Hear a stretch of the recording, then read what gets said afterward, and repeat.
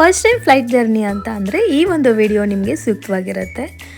ಏನಿಲ್ಲ, ತುಂಬ ಈಸಿ ಆಗಿರುತ್ತೆ. ಹೆಂಗಪ್ಪ ಹೋಗೋದು, ಯಾವ ಥರನಪ್ಪ, ಏನು ಪ್ರೊಸೀಜರ್ ಇರುತ್ತೆ, ಏನೇನು ತೊಗೊಂಡು ಹೋಗಬೇಕು ಅಂತ ಗಾಬರಿ ಆಗಿರ್ತಾರೆ.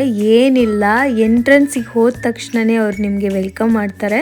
ನೀವು ಆಧಾರ್ ಕಾರ್ಡ್ ಇದ್ದರೆ ಸಾಕು. ಆಧಾರ್ ಕಾರ್ಡ್ ಇದ್ದರೆ ನಿಮಗೆ ಈಸಿಯಾಗಿ ಬೋರ್ಡಿಂಗ್ ಪಾಸ್ ಸಿಕ್ಬಿಡುತ್ತೆ. ಇದಾಗಿರುತ್ತೆ ಬೋರ್ಡಿಂಗ್ ಪಾಸ್. ನಿಮಗೆ ಯಾವ ಸೀಟು, ಯಾವುದು ಸೀರಿಯಲ್ ವೈಸ್ ಬಂದಿರುತ್ತೋ ಅದೆಲ್ಲ ನೀವು ನೋಡ್ಕೋಬೇಕಾಗುತ್ತೆ. ಆಮೇಲೆ ನಿಮ್ದೇನಾದರೂ ಲಗೇಜ್ ಅದು ತಂದಿದ್ರೆ ಅಥವಾ ಎಲೆಕ್ಟ್ರಿಕಲ್ ಮಟೀರಿಯಲ್ ತೊಗೊಂಬಂದಿದ್ರೆ ಅದನ್ನೆಲ್ಲ ಚೆಕ್ ಮಾಡಿಸ್ಬೇಕಾಗುತ್ತೆ. ಆಮೇಲೆ ಬಾಡಿ ಚೆಕಪ್ ಎಲ್ಲ ಮುಗಿದ್ಮೇಲೆ ಹೊರಗಡೆ ಕಳಿಸ್ತಾರೆ.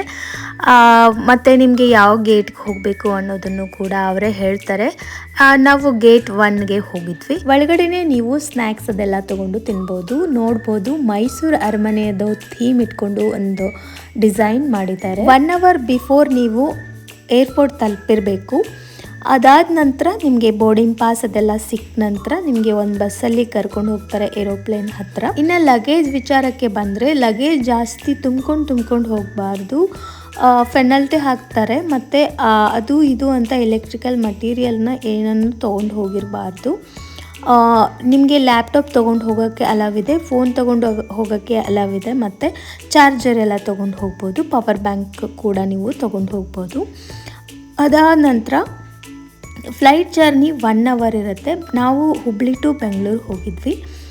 1 hour ಇರುತ್ತೆ. ಬಟ್ ಬಿಫೋರ್ 1 hour ನೀವು ಏರ್ಪೋರ್ಟಲ್ಲಿ ಇರಬೇಕು. ಫ್ಲೈಟ್ ಒಳಗಡೆನೂ ನಿಮಗೆ ಸ್ನ್ಯಾಕ್ಸ್ ಇರುತ್ತೆ. ನಿಮ್ಗೆ ಏನಾದರೂ ಸ್ನ್ಯಾಕ್ಸ್ ಬೇಕು ಅಂತ ಅಂದರೆ ಅಲ್ಲಿ ನೀವು ಆರ್ಡರ್ ಮಾಡ್ಕೋಬೋದು, ತಗೋಬೋದು.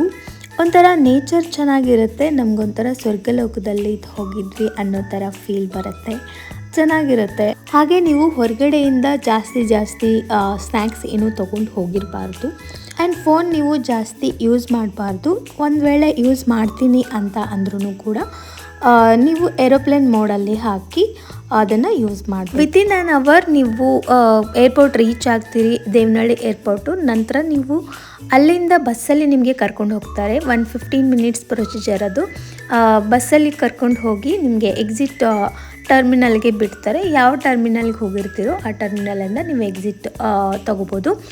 ಆಮೇಲೆ ನಿಮಗೆ ಬಸ್ಸಲ್ಲಿ ಹೋಗ್ತೀನಿ ಅನ್ನೋರಿಗೆ KSRTC ಬಸ್ ಎಲ್ಲ ನಿಂತಿರುತ್ತೆ. KSRTC ಓಲಾ ಬಸ್ ನಿಂತಿರುತ್ತೆ. ನಾವು ಬಸ್ಸಲ್ಲೇ ಬಂದ್ವಿ. ಸ್ವಲ್ಪ ಟ್ರಾಫಿಕ್ ಜಾಸ್ತಿ ಇರೋದ್ರಿಂದ ಬಸ್ ಬೇಡ ಅನ್ನೋರು ನಿಮಗೆ ಟ್ಯಾಕ್ಸಿ ಬುಕ್ ಮಾಡ್ಕೋಬೋದು. ಅಲ್ಲೇ ಎಲ್ಲ ಟ್ಯಾಕ್ಸಿ ಜಾಸ್ತಿ ಇರುತ್ತೆ, ಟ್ಯಾಕ್ಸಿ ಬುಕ್ ಮಾಡಿಕೊಂಡು ನೀವು ಹೋಗ್ಬೋದು. ಇದಾಗಿತ್ತು ನಮ್ಮದು ಫ್ಲೈಟ್ ಜರ್ನಿ. ನೀವು ಮಾಡಬೇಕು ಅಂತಂದರೆ ಈ ವಿಡಿಯೋ ನಿಮಗೆ ಸೂಕ್ತ ಆಗಿರುತ್ತೆ. Thank you so much.